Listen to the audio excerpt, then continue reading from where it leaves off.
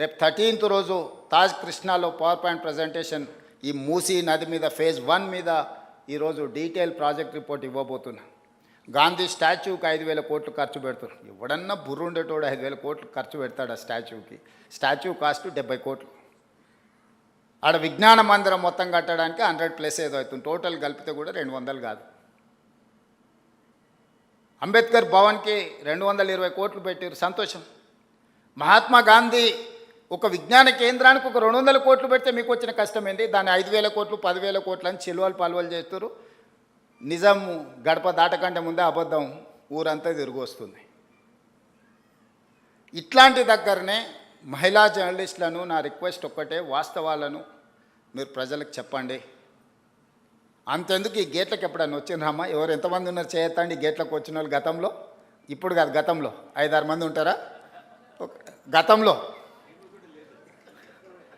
Okay, అప్పుడు కాదమ్మా, రాజశేఖర రెడ్డి గారు ఉన్నప్పుడు ఇది ఇట్లా లేదు కదమ్మా.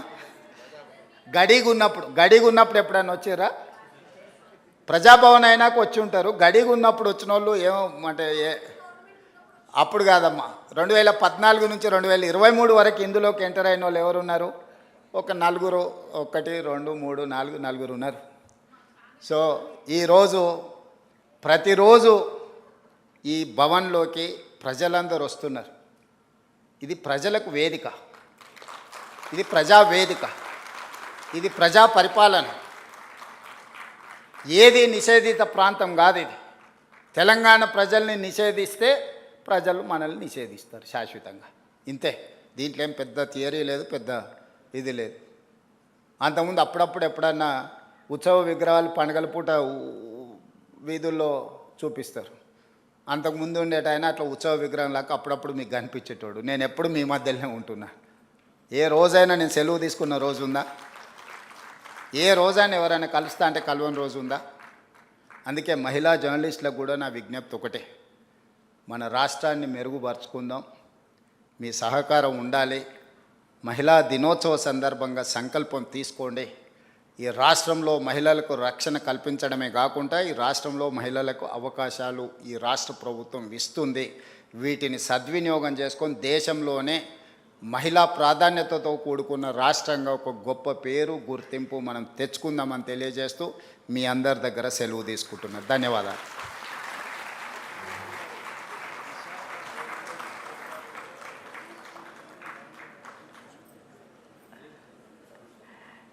సీనన్న, మహిళా రక్షణకు కమిటీలు వేయాలంటారు. ఆఫీసర్స్లో కూడా నిన్నమన్నా నేను దాని మీద డిస్కషన్ చేసిన. ఈవెన్ కార్పొరేట్ ఆఫీస్లో కూడా ఈ ప్రాబ్లం ఉన్నది. కంప్లైంట్ బాక్స్ ఉండాలి, దానికి సంబంధించిన సెక్యూరిటీ మెజర్స్ తీసుకోవాల్సిన అవసరం ఉంది.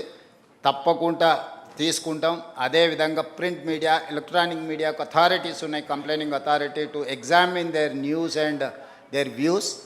సోషల్ మీడియాకు లేదు. డెఫినెట్గా తెలంగాణ రాష్ట్ర ప్రభుత్వం ఎగ్జామిన్ చేసి సోషల్ మీడియాలో ప్రసారం చేసే అవాస్తవాల మీద ఫిర్యాదు చేయడానికి కూడా ఒక వేదికను చేయాలనుకుంటున్నాము. ఎందుకంటే అసలు నకిలీ అని ఎప్పుడు ఉంటుంది, నిజము అబద్ధం అనేది తోడు నీడ లాంటివి. సో నిజమైన జర్నలిస్టుల ముసుగులో వ్యాపారాలు వ్యవహారాలు చేసే వాళ్ళకు ఉన్న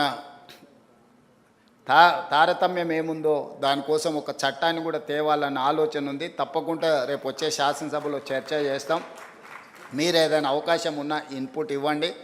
మీకు కొన్ని డెస్క్లో చేసే వాళ్ళకి ఏదో గుర్తింపు కార్డులు సమస్య అన్నట్టుగా కొంతమంది, ఎవరిని అట్లా లేదు. మేము అందరికీ స్పష్టంగా అన్ని అవకాశాలు, డెస్క్ జర్నలిస్ట్కి లేకపోతే మిగతా ఫీల్డ్ జర్నలిస్టులకి ఏం తేడా లేదు.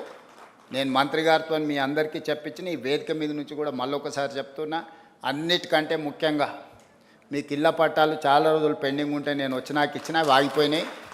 ఈ మహిళా దినోత్సవం ఎందుకంటే ఇల్లు అనేది మహిళల చేతుల్లో ఉంటే మహిళల గౌరవం పెరుగుతుంది. ఒక వే ఫార్వర్డ్ ఏదో నేను ఆలోచన చేస్తున్నా. తొందరలోనే తప్పకుండా మీకు ఒక మంచి వార్త వినిపించే ప్రయత్నం చేస్తా. ఎందుకంటే చట్టంలో మీకు సమస్య రాకుండా మీకు అవకాశం ఇవ్వాలనేది నా ఆలోచన. ఎందుకంటే ఇప్పటివరకు మీకు వచ్చిన అవకాశాలు చట్టం వల్ల కొంత ఇబ్బంది వచ్చి సుప్రీంకోర్టు కూడా స్టక్ డౌన్ చేసింది. దానికోసం అడ్వకేట్స్తో వీళ్ళతో మాట్లాడుతున్నా. మనం ఫ్యూచర్ సిటీ నిర్మించుకుంటున్నాం. ఎమ్మెల్యేలకు, ఎంపీలకు, ఎమ్మెల్సీలకు, జర్నలిస్టులకి ఫ్యూచర్ సిటీలో ఒక మంచి కాలనీ మనం డిజైన్ చేసుకుందాము, నైబర్హుడ్ క్రియేట్ చేసుకుందాము. తప్పకుండా మహిళా జర్నలిస్టులు ముఖ్యంగా ఈ వేదిక మీద నుంచి ఎందుకు చెప్తున్నా అంటే, ఇంటికి వెళ్ళిన తర్వాత అందరికి చెప్పండి, మేము ఈరోజు మహిళా దినోత్సవం సందర్భంగా ఒక శుభవార్త తీసుకొని వచ్చినామని చెప్పండి. డెఫినెట్గా మంచి రోజులు వస్తాయి. ధన్యవాదాలు. Thank you very much sir. ఎంత స్ఫూర్తివంతమైన చక్కని సందేశాన్ని అందించారు. రేవంత్ రెడ్డి గారి డెడికేషన్, కరేజ్ మరియు పీపుల్ సెంట్రిక్ గవర్నెన్స్ వల్ల తెలంగాణ ఫ్యూచర్ బ్రైట్గా ఉంటుందని నమ్మకం మన అందరికీ ఉంది. సో మనం అందరూ సపోర్ట్ చేస్తే తెలంగాణ డెవలప్మెంట్ మరింత వేగంగా ముందుకు సాగుతుంది అనుకుంటూ thank you very much sir. జై తెలంగాణ. ఈరోజు the special occasion for the awards presentation, అది కూడా ఒక యునీక్ అండ్ ఇన్నోవేటివ్ పద్ధతిలో women to women special awards ఇస్తున్నాము.